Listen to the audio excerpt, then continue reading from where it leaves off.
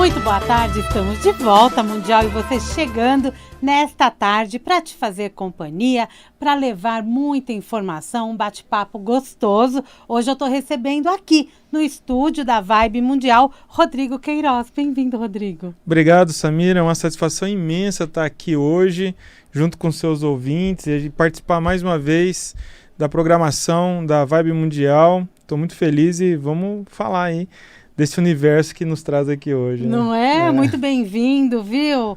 Sempre bem-vindo aqui o Rodrigo, já participou com a gente inúmeras vezes, não no meu programa, mas lá atrás, Alexandre Comino, Rubens Saraceni. Exato. Vamos trazer um pouco da Umbanda aqui, das religiões afro. O Rodrigo Queiroz, ele é sacerdote, teólogo, filósofo, educador, empreendedor e palestrante. É escritor, autor de inúmeros livros. O último deles, Mediunidade na Umbanda. Descubra os fundamentos da prática e desenvolvimento do médium de terreiro. Esse subtítulo é bem característico, né? Porque ele vai bem direto. Os fundamentos da prática e desenvolvimento do médium de terreiro. Aí Isso a mesmo. gente olha para várias formas de mediunidade, né? Exato. Ou E várias... essa é a grande provocação, e essa é uma tese que há 2 décadas eu defendo, né? E eu venho fundamentando, fazendo como laboratório mesmo, né? No ambiente de terreiro e formatando esse entendimento que virou o livro e também uma vivência, uma formação que eu tenho que chama Vivência Médium de Terreiro. E a gente entende o seguinte: a mediunidade, ela traz também conexões ancestrais. Então veja, quando a gente pensa no Kardec e na teoria dele, ele que cunha o termo mediunidade para aquela capacidade de interação com outras realidades, né? E ficou dito e assimilado, obrigado, de repente um espírito veio aqui e trouxe o livro pra gente. Para quem está acompanhando em vídeo, tá aqui o livro. Lindo. Então, Samira, o que ocorre? Houve-se por muito tempo o entendimento de que a mediunidade só era mediunidade. E todo mundo tem, de várias formas e características peculiares a cada indivíduo. Só que quando você vai entender o que acontece no ambiente de terreiro e também em outros ambientes religiosos que usa do recurso mediúnico sem nenhuma conexão com a obra, a ideia kardeciana, existe ali características e peculiaridades muito particulares que transcendem a ideia universalista da mediunidade. E é aí que eu começo a entender que havia algo ainda não descortinado, ainda não assimilado, que a gente precisa se debruçar. Então, claro que mediunidade na Umbanda traz os fundamentos e é o início de um debruçamento, né? Acho que tem muito o que se aprofundar, se vivenciar e outros trazerem suas colaborações e descobertas nesse universo. Mas o que eu entendo, então, junto com a orientação dos mestres espirituais, a mediunidade de Umbanda, que eu chamo de mediunismo de terreiro, né? Então é a mesma coisa, né? A gente está falando das mesmas coisas. Não é o mesmo que vai acontecer com os fenômenos mediúnicos em outros ambientes vibratórios. Então, quando você pensa, por exemplo, a igreja evangélica pentecostal, que tem a manifestação do Espírito Santo, lá eles vão dar outra fundamentação, mas a gente sabe que é um fenômeno mediúnico. É, né? Mediunidade. Exato. Quando você vai na católica carismática, que também tem esse fenômeno, e você vai em religiões japonesas, que tem o fenômeno mediúnico percebido, assimilado e explicado de uma forma muito própria.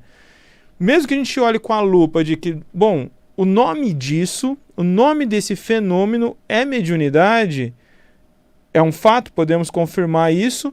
No entanto, o que tem de diferente no sujeito que vem de uma linhagem ancestral japonesa, para mim que vem de uma linhagem ancestral africana, ameríndia, que está no meu DNA espiritual também, né? Então, antes de Kardec existir, o que se sabia e sempre se existiu na humanidade, sempre foram os fenômenos de transe, né?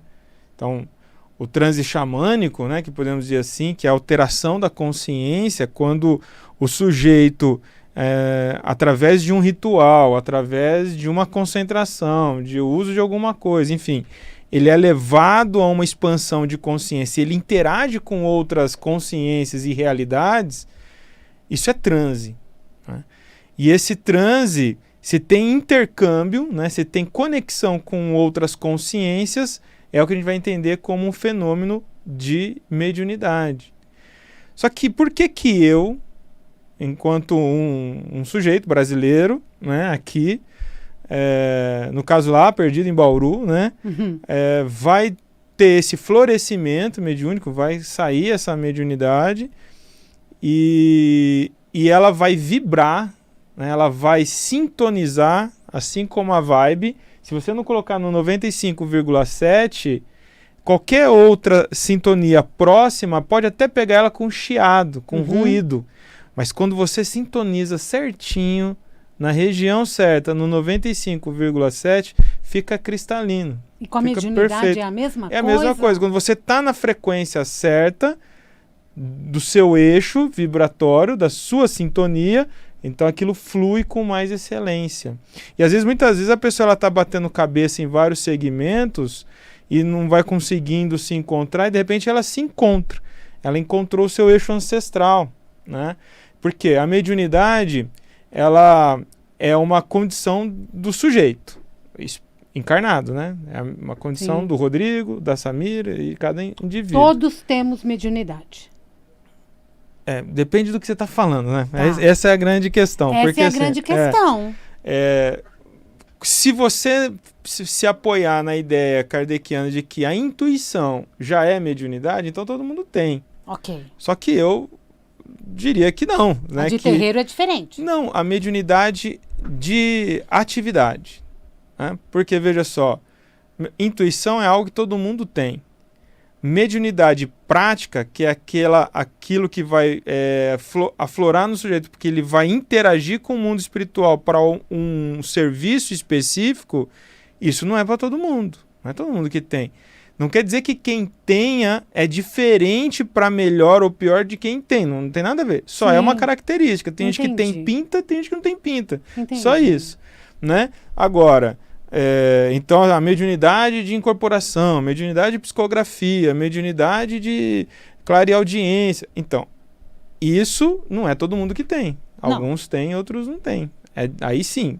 Percebeu a separação? Percebi. E eu não vejo a intuição como mediunidade. Eu também não, porque a intuição ela é mais um anseio da alma, uma sensibilidade, de consciência, né? Exato, do que provavelmente uma interação espiritual.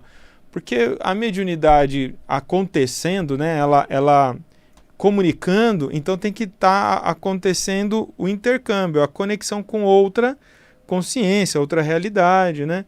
Se eu, na minha condição natural, espiritual, eu estou aqui meditando, me concentrando, e eu consigo assimilar com sensibilidade algumas coisas que me traz um entendimento, mas não tem ninguém colaborando com isso, isso a gente pode chamar de intuição.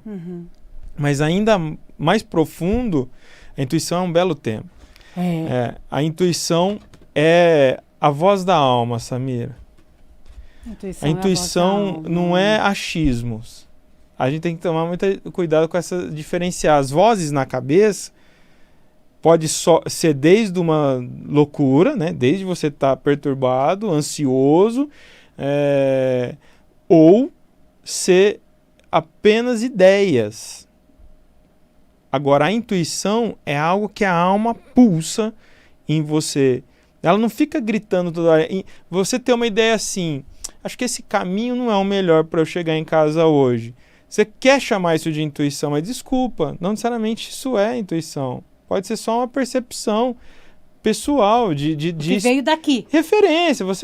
Você sabe, né? Você tem que ter... Propulsor. Você é dono também da sua cognição, das suas reflexões, né? Não, de repente, hoje eu já sei que o horário é X, o trânsito é tanto, Melhor eu trocar de caminho. Porque eu também sou racional, caramba. Eu não estou no controle nunca, né? Você muda um pouco de assunto. É verdade. Mas veja só, já a intuição, de fato, como uma força que decide, às vezes, por nós, é aquele anseio, aquele sentimento forte, aquilo que fica perdurando enquanto você não executa. Então, pensa na sua vida, Samira. As grandes decisões da sua vida que deram resultados extraordinários, às vezes mudança, virada de chave, foi por essa voz interior. Sim. Isso a gente pode chamar de intuição verdadeiramente, no meu entendimento. É a alma mesmo a alma que está falando. pulsando. Porque aí você não tem controle disso. Isso aí é ela... Chegou o momento dela se manifestar. Faz logo, porque ela precisa se acalmar. Agora... A mediunidade, não. Já a mediunidade é outra estrutura do sujeito, né? A mediunidade é um sensor, né? É um sentido sensorial que a gente tem. O tal do sexto sentido, de fato, é o sexto sentido sensorial, né? Então, e quais são os outros 5? O tato, olfato, visão, paladar, audição. E o sexto sentido? E o sexto sentido é a percepção extrafísica, né? Então, diferente da visão, que ali nos 6 meses depois que você nasce, ela já amadurece, você não nasce enxergando também, é importante que os outros entendam. Se até a visão demora uns meses para a gente ficar ajustado, a mesma coisa com a mediunidade para levar alguns anos para ela começar a florescer. E é diferente quando a gente faz todo esse desenvolvimento no terreiro ou no kardecismo?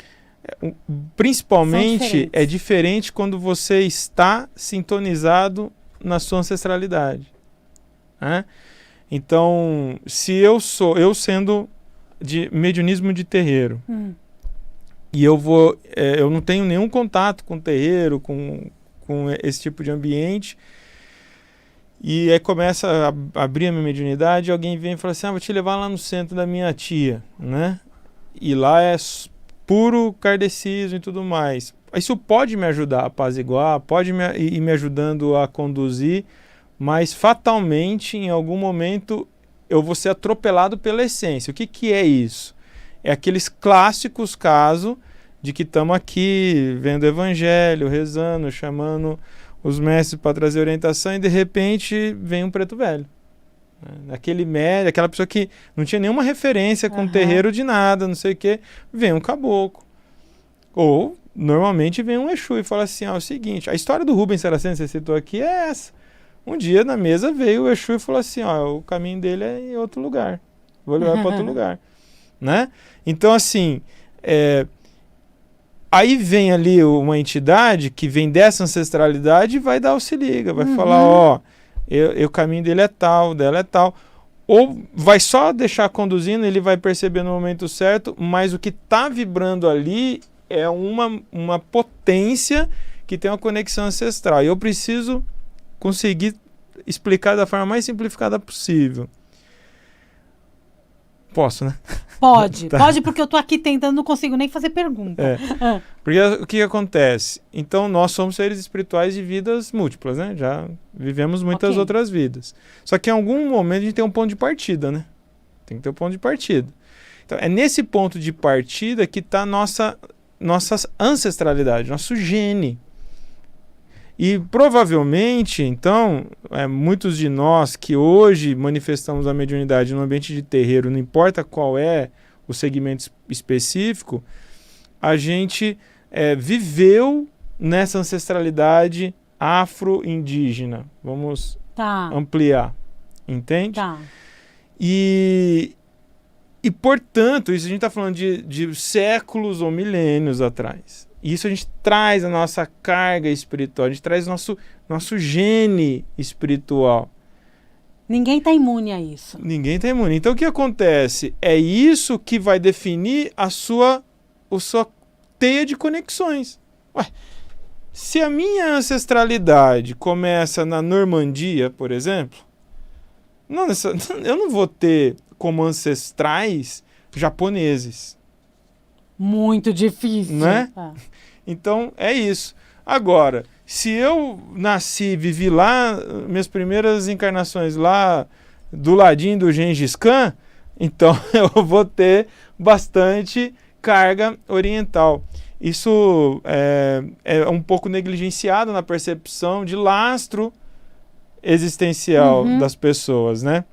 Não estamos falando de familiares, estamos falando de ancestralidade. Não, ancestralidade é aquilo que está remoto, mas que não se perdeu ainda. Ô, Rodrigo, toma tua aguinha. Tem um capítulo aqui no teu livro que eu acho bem interessante a gente falar, que são as particularidades da mediunidade de terreiro.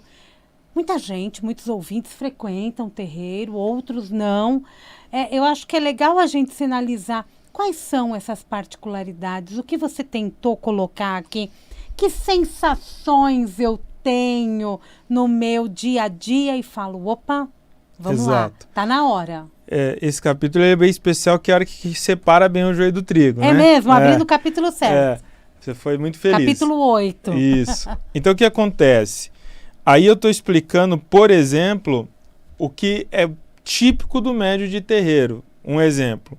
Ele vai incorporar tipos de espíritos que você não vai ver em outra estrutura mediúnica, que é o próprio Exu humano, o encantado, né, que são os orixás, o caboclo, o preto velho, ele tem que estar conectado a esse laço. Então, que aí fecha o que a gente estava falando anteriormente.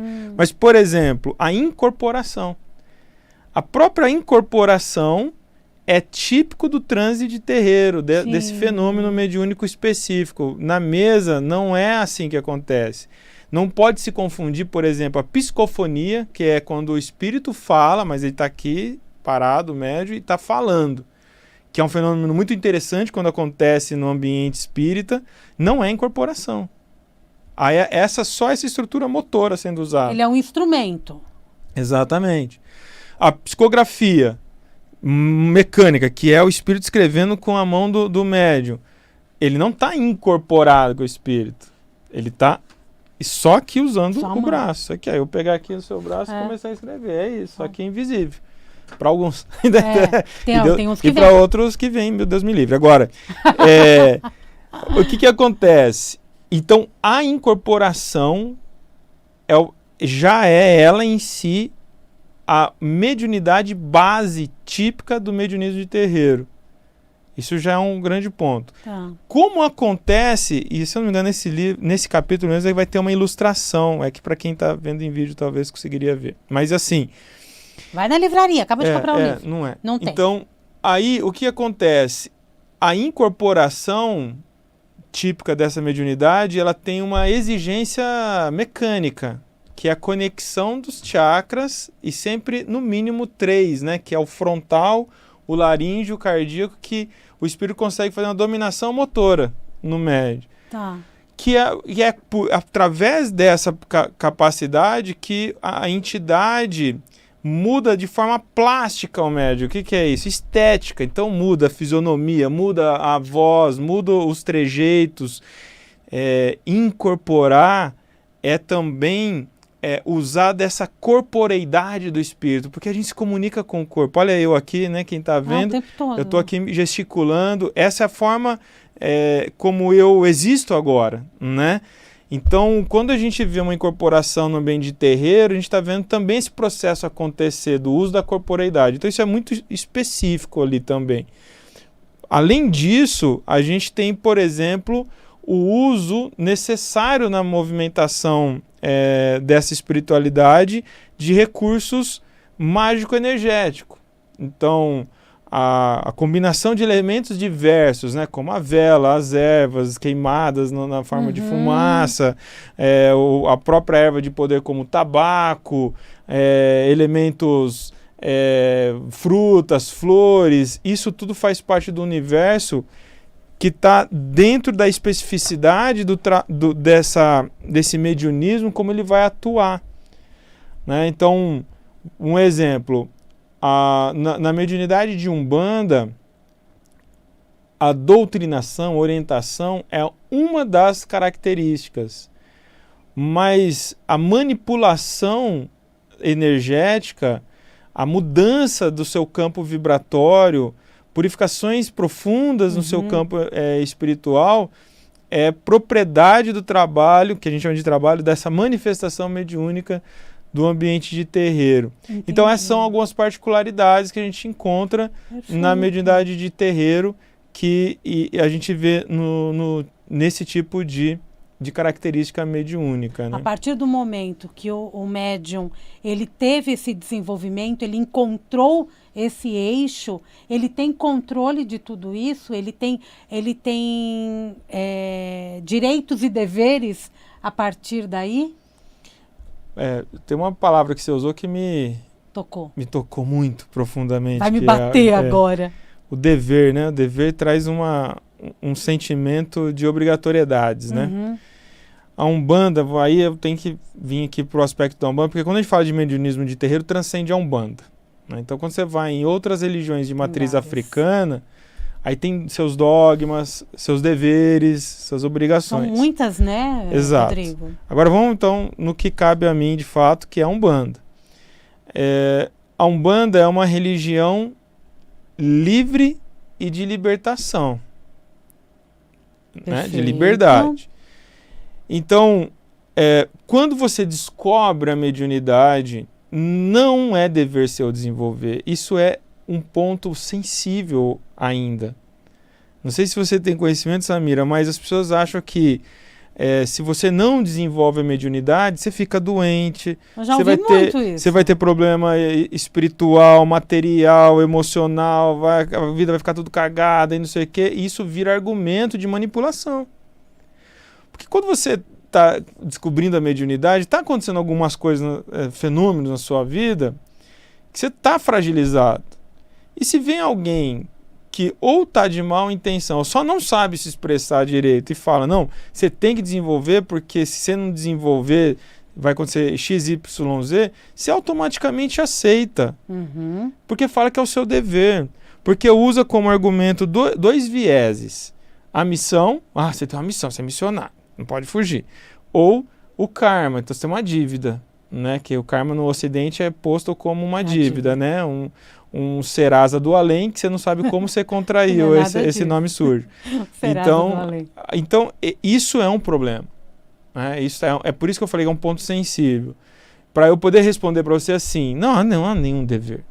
Né? Você não tem nenhuma obrigação com isso. Você vai desenvolver e viver a mediunidade desde que ela faça sentido na sua perspectiva de religiosidade, de espiritualidade, de rotina, e que aquilo está te trazendo completude.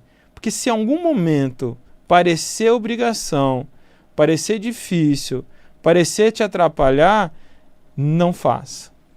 Né? Não vai alimentar essa alma. O livro tem no final de cada capítulo uma coisinha bem legal, que é o QR Code. Exato. O que tem nesse QR Code? É o primeiro livro na Umbanda, exatamente. Esse é um livro multiplataforma e ao final de cada capítulo você é levado para uma página onde tem vídeos meus complementando aquele conteúdo, estendendo aquele assunto. E o que é legal porque isso faz dele um livro que se auto-atualiza apesar de impresso. Pois eventualmente esses vídeos são renovados ou novos são incluídos, então você vai sempre revisitando esses links e ampliando a discussão. Né? Incrível isso! Muito legal. Agora, a Citadel, grande parceira. Editora. A Citadel aceitou esse desafio, né? Topou fazer um livro com essa proposta, eles são incríveis nesse sentido. Falar muito bem, porque o André está ali na outra sala, e eu adoro realmente eles, o Marcial, incrível. E agora eles toparam outro desafio, em breve vai sair um outro livro, Umbanda para Iniciantes, que vai ser o primeiro livro vou dar um spoiler aqui por você, Samira. A gente adora. Primeiro livro de realidade aumentada. Você vai fazer um tour por um terreiro com 360. Isso aí, é um meta-terreiro. Meta-terreiro.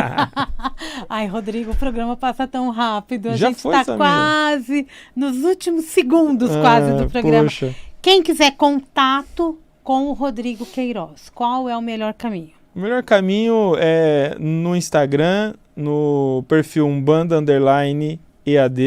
Umbanda_EAD, Isso. onde tem cursos, né? De Exato, educação à distância exato, sobre Umbanda. Exato. Inclusive está saindo a primeira pós-graduação reconhecida pelo MEC, Lato Sensu, da história do país em teologia, cosmologia e cultura afro-brasileira, Olha. com os principais mestres e doutores do assunto, academicamente falando, do país. Vale a pena conferir Olha isso. Umbanda_EAD. E no canal, também no YouTube, para quem está acompanhando pelo YouTube, canal Umbanda EAD, todos os dias eu faço o Diário do Médio de Terreiro também, e às 9 horas da manhã, então vale a pena seguir e acompanhar lá, tem muito conteúdo. Mais um para você seguir, caro ouvinte. Obrigada, Rodrigo. Desejo muito sucesso. O livro você encontra em todas as livrarias. Todas as livrarias boas, né? Porque Boas, se não né? tiver, boa não é. Não pode ser levado a sério. E plataformas digitais, né? Exato. Você acha na Amazon? Vai lá. Eu acho melhor na Amazon, porque a Amazon consegue ter um preço que nem eu, como autor, consigo. Olha lá, mas não sei que magia é essa que eles fazem. Mas nada me tira o prazer de passear numa boa livraria. Boa vai ter. Boa vai ter, né? Folhear o livro está muito lindo. Tá Parabéns, lindo, tá viu? maravilhoso. Tá aqui a capa do livro, terminando o programa. Obrigada, Rodrigo. Obrigado. Muito sucesso, Obrigadão, viu? Samira. Volte mais vezes. Mundial, e você vai ficando por aqui. Eu volto daqui a pouquinho, tem Jornal da Boa Notícia. Amanhã, 16h30, mais Mundial e você. Um grande beijo, até lá.